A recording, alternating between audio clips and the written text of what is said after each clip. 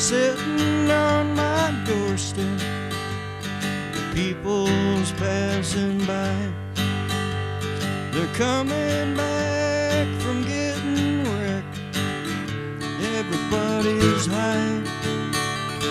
Saturday night, what a bitch, laying on the lawn. The morning comes to bring the switch after the buzz is gone. Hello and welcome to Addictions, the podcast about addictions. I'm your host, David Wagner.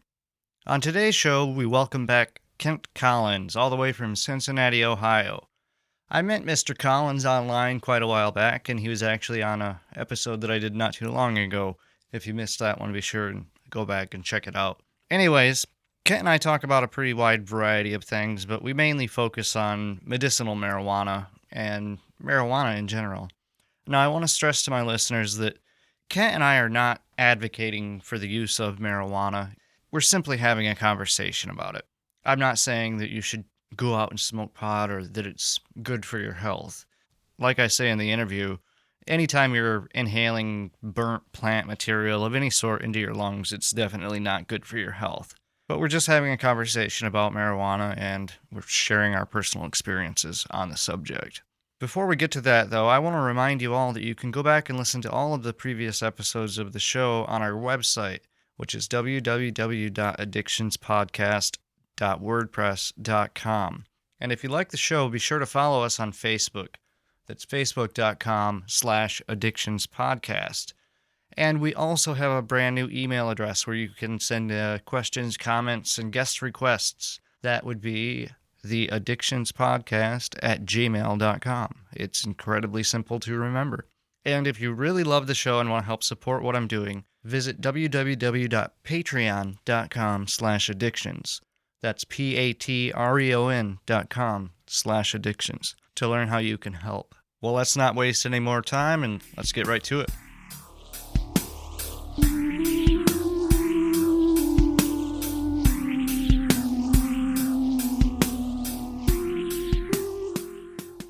Today I'm joined by my special guest co-host, Kent Collins. How you doing, Kent?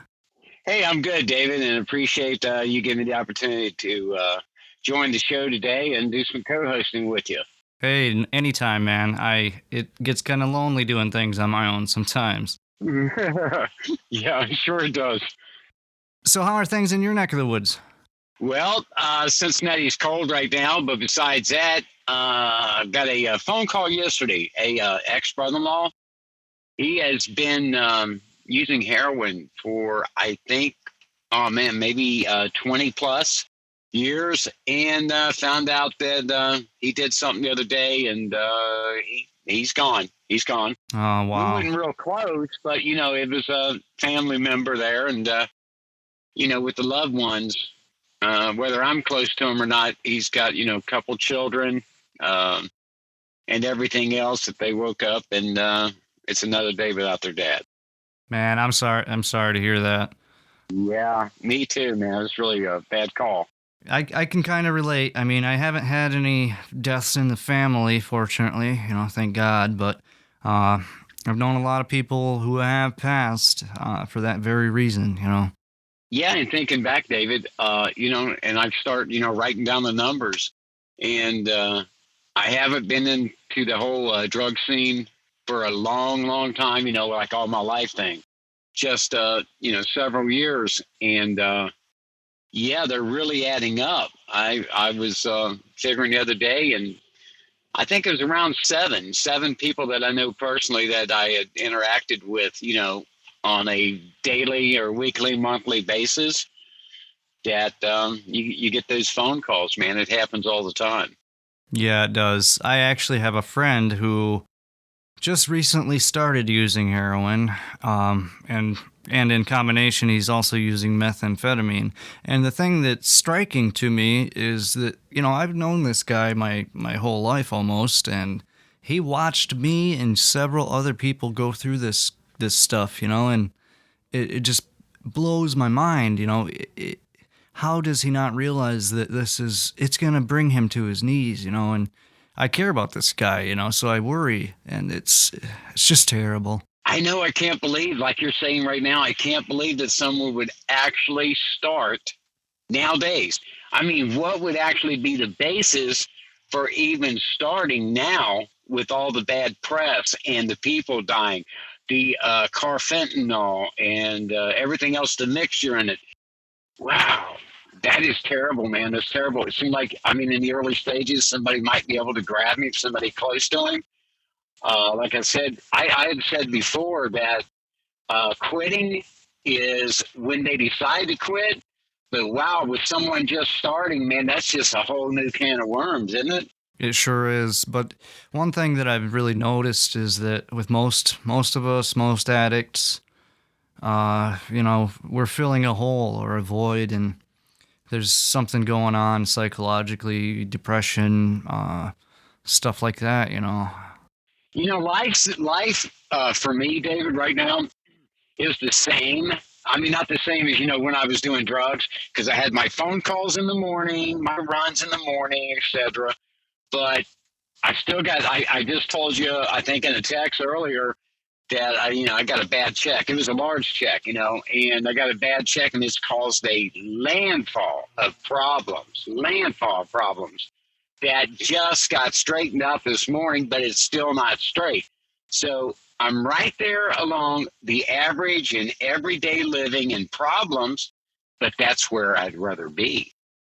Yeah, I agree with you, man. Yeah, I'd rather be dealing with this than having that monkey on my back also. We were talking about this morning, I heard on the radio that they're talking about a topical cream that would go straight to the joint, the pain, or whatever it is, instead of prescribing that the opioids or something like that. They're going to give you a cream that nobody can deal with. I mean, you're going to take and use it as it was meant to be used. So that's something that I had heard this morning that they're dealing with now, and a topical cream. So there's going to be no going into the pharmacy and say, let me get, XYZ. Exactly. They're going to give you pain meds and you're going to rub it on. Yeah. Now that might be a 65% fix on a lot of things there, if this works out and if it truly works. Yeah. Well, one of the problems is that, I mean, it's great that there's this awareness about the dangers of opioids and addiction. But for example, like my father, he had an accident at the farm we work on and lost a couple of fingers, and he has pain from that every day. And it is so difficult for him to get pain meds now because of the issues with the opioids. They're really hesitant to prescribe it to him, even though he is clearly not a drug addict. He's having trouble finding doctors that are even willing to prescribe this stuff anymore. Yep, and I get the picture. I understand what you're saying, because everybody's afraid to prescribe because they're afraid of it coming back on them. The doctors, the pharmacists, they're having these meetings, David. They're all getting together and they're trying to come up with a solution. And I'm sure they're working hard. I'm sure they're working on it. But how do you really deal with it? Just like that instance there, you got a man that needs something for pain. And not that he's a drug addict, and chances of him getting hooked on it may be slim because he's using it properly. Then how do you deal with that? I don't think a topical cream would actually just work, because I think it's more internal. It could be brain. It could be brain wise, to where he needs that medicine to go through him and set him up and settle him, versus just putting it on there and saying, I hope my hand feels numb or better. Oh, yeah, exactly, man. I agree 100% there. Did you mention earlier that you had a memory problem or something? Yeah, kind of unrelated to the opioids. This was a separate accident from when I broke my femur.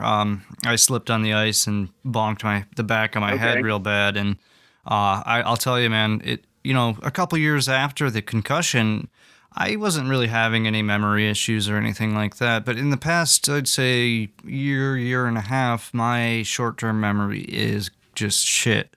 I mean, it is it's just gone, right? Yeah.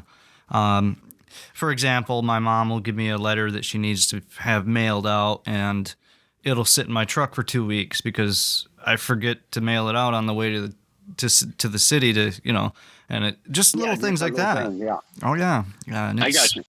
I didn't know if that was related or not. To your accident. I didn't know if that was related. Well, in a way, I mean, with the concussion, I was prescribed pain meds, but that was actually during my addiction. So I was like, lay it on me, give me. Give me what you can. Yes. So I mean, it just added more fuel to the fire, I'd say, really. I gotcha. Well, I've been a lot better since I've chosen, to do the Suboxone and stuff. Like I said, it's a lot better, and it just came a point for me to say, okay, now's the time. And I think everybody finding that time to say, okay, it's my turn.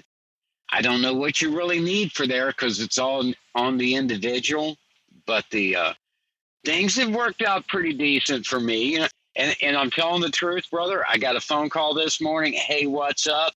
It was from a dealer, from my number. And I said, I'm clean and good and working. I got your number if I need you, and but I still get those. I'm sure when people do, and then that puts that spring in your head, like, oh, well, let me think now, But no, I'm on the straight road, man. It was just it was no more than a wrong phone call to me. Yeah. It didn't spring anything, didn't wire nothing, didn't make me jump back or anything. But I did get that probably within an hour of speaking to you. Let's see. That's what I really like about Suboxone is I mean for me personally, if someone was to call me up and say, "Hey man, I got a bunch of hydrocodone," I wouldn't be tempted. And that feels great. Because before, I would jump at the chance for anything. Methadone, hydrocodone, oxy, morphine, anything, Now the difference is just day and night. It's just so much better. There's tricks to those phone calls, right? You know what I mean? They know how to trick that on the phone call just to put that bug in your ear. You know what I'm saying? Yeah. Well, it didn't work. It didn't work, but I got it, but it didn't work. I mean, it happens sometimes. I'm not going to change my number and all kind of stuff because there'll be another way to get a hold of them if I ever choose to. Exactly. All I got to do is call a friend. Yeah. So number changing and all this, and that's not going to do the trick. That's not going to do it. Doing what I did this morning is just saying, hey, I'm good, and I got your number if I need you. That way it just cut it off.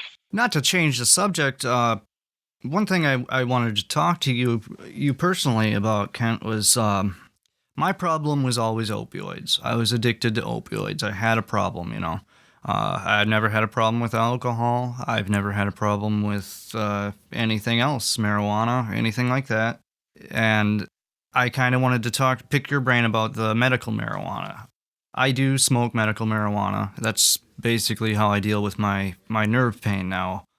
I've used marijuana for a long time, and the thing I notice is that with a lot of things like NA or AA, it's just straight and narrow, nothing. And I can understand that to a degree, but also, if it's just kind of weird because I don't have a problem with pot.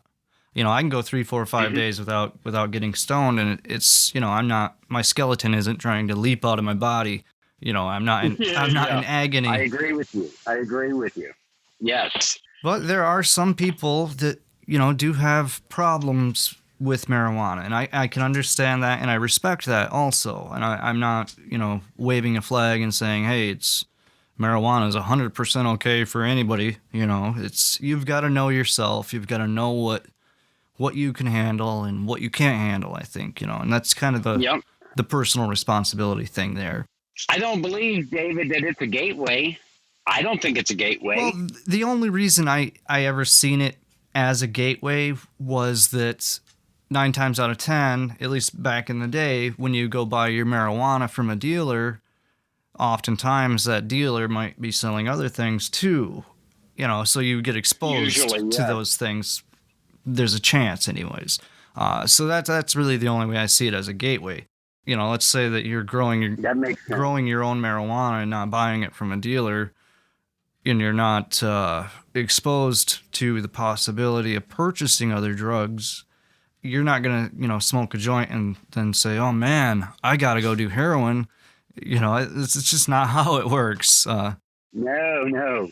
And my family's into the marijuana business out there, out west. Oh yeah. And they're into it real big. I mean, the trophies, everything. They do some really good growing. Yeah. So no, and they're just like 100% on this for medical. Yeah. And it actually works. I mean, I had sores and cuts on my hands, from being a carpenter. And I went out and I used this stuff. It's absolutely fabulous. It's fabulous, man, the way they do this out there. The plant, they use everything. And I'm 150% on the medical marijuana for thousands of uses. I don't know anyone that's going to be against it, or that's even said, something against it. My daughter is big on it. My in-laws out there are big on it.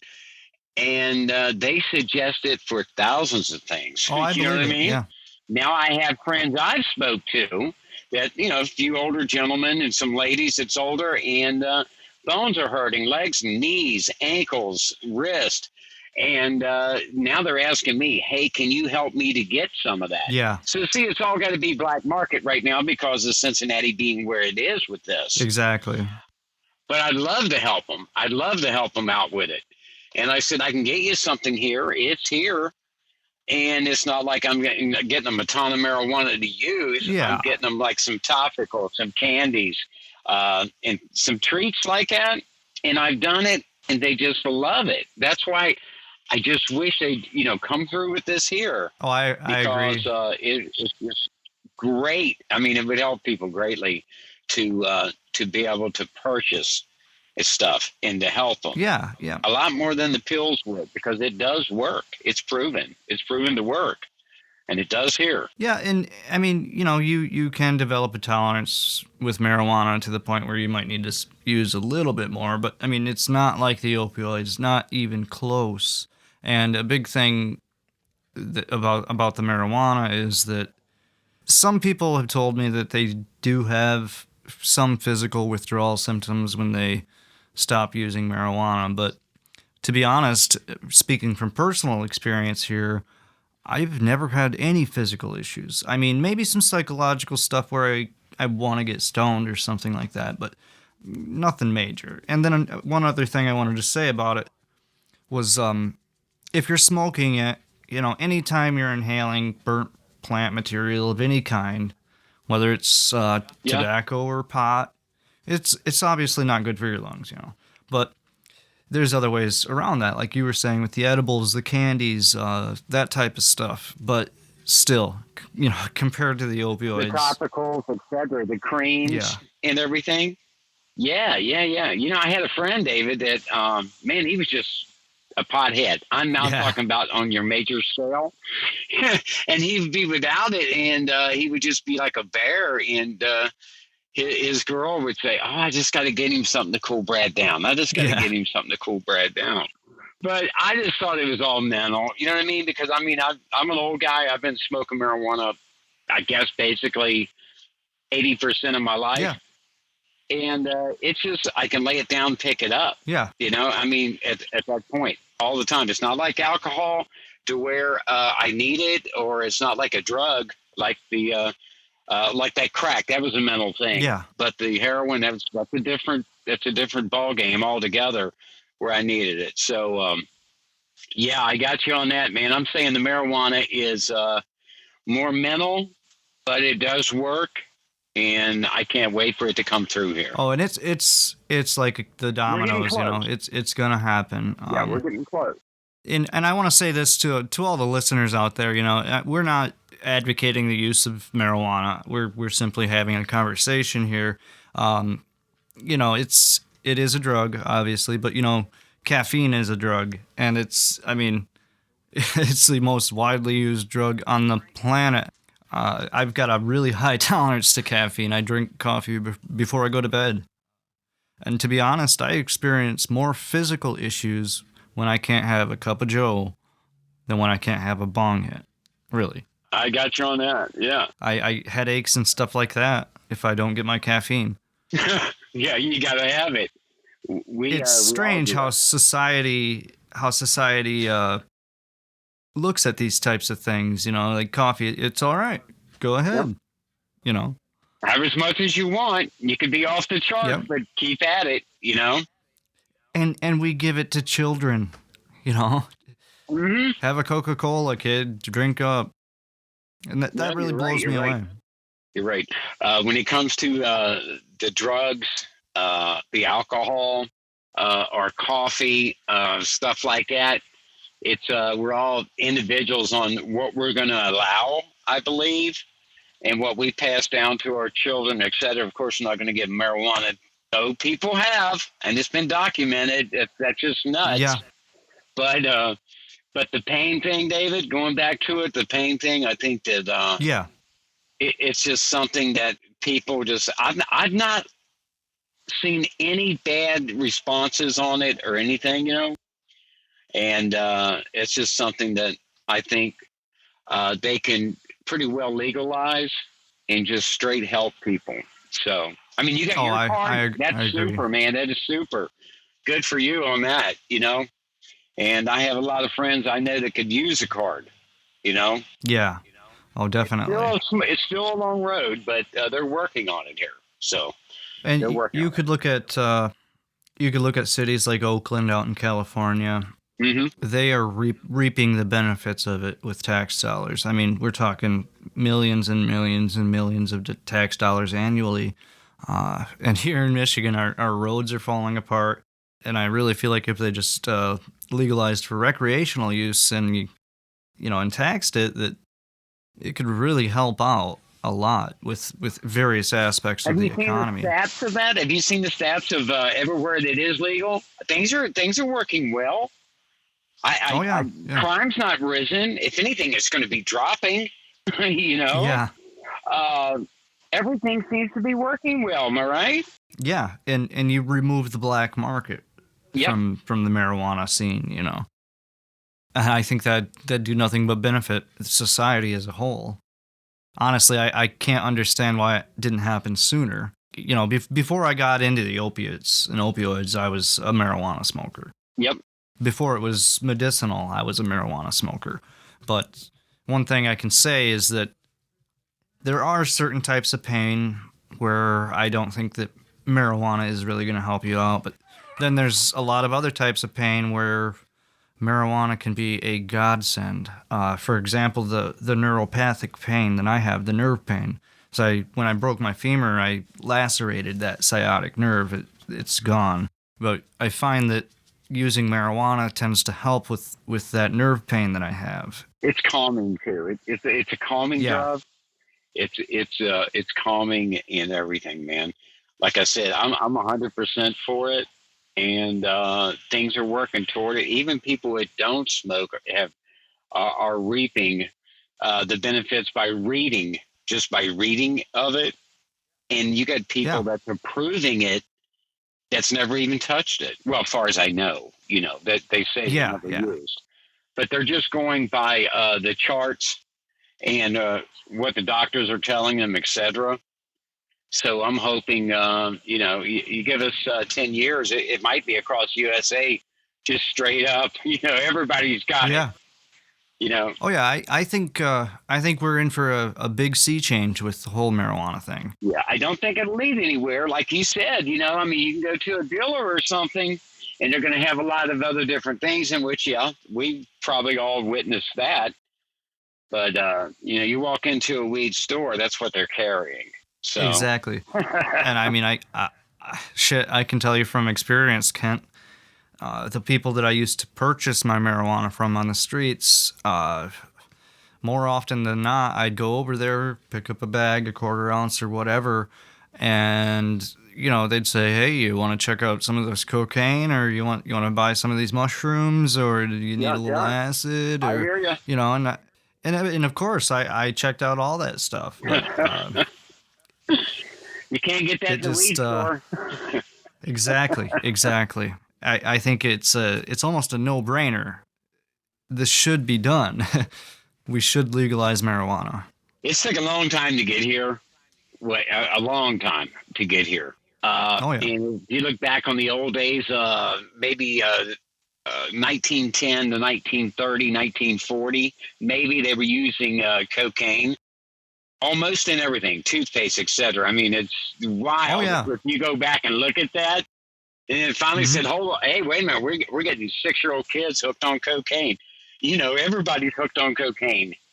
So they outlawed it, and it was a good thing. It was a good thing. But they didn't know. Bayer Pharmaceuticals developed heroin. And they initially developed heroin to wean people off of morphine, which... What? You know, well, that didn't work. That didn't work. No.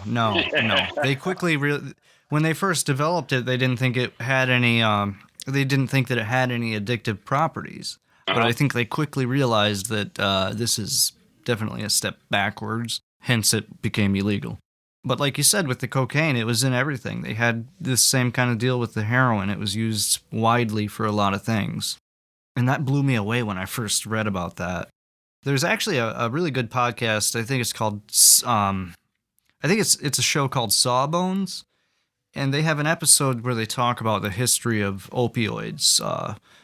I'll have to send you a link for that. It's I don't know, it's like a half hour long, but it's a pretty good show. And I've actually learned a lot by listening to that show. That's where I learned about the history of heroin a little bit. It's just a real eye opener, you know. Really. Well, with the listeners, David, everybody, I mean, I've got people that, since I've been on the show, they've listened. I've turned other friends on and stuff like that to the show. So, I mean, by playing it forward, you can get all over the USA because I think you got a great show. You got a really good concept here, a real good concept. Oh, I appreciate that, man. That's how I found you. That's how I found you. I was looking for it. I found you, and here we are, friends, and everything's going great. And, you know, and we got the same story to share, basically, you know, and the same kind of future to look forward to. Staying clean. That's right. Staying clean, maybe trying, hopefully helping others, like your friend, to keep from becoming one of us. Yeah, you know? That would be great. And I hope he finds a path that will, you know, he'll go that path and get split, David. I hope he finds that right path at that Y and turns around. Oh, I do too. Because it's either going to lead him to jail or the grave. Yeah, but by really playing forward your episodes and sharing them, who's to say how big and how much help you know you can give out there? I like the way you do your homework. I like that. Every definitely. Show, and I like the homework you do. And there's a lot. Got to do it, man. There's a lot that goes into a podcast besides just getting behind a mic.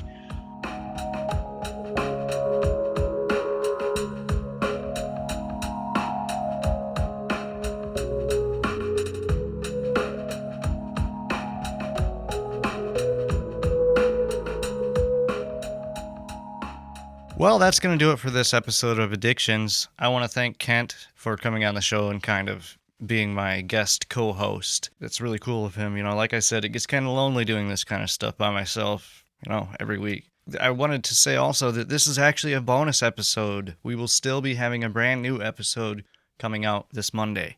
So stay tuned for that. And as always, never quit quitting. Spent your money freely, then you smashed your only car. You aren't what you are really. You missed it by so damn far. Your head feels like it's in a blender, and you hate to see the dawn. Your stomach says return to sender after the buzz is gone. Your Sundays you prayed Uncle John. You poisoned yourself last night. Mary slapped your friend Tom. You got in a hell of a fight. Monday comes and it's back to work. The week seems so damn long. The weekends pass is gone.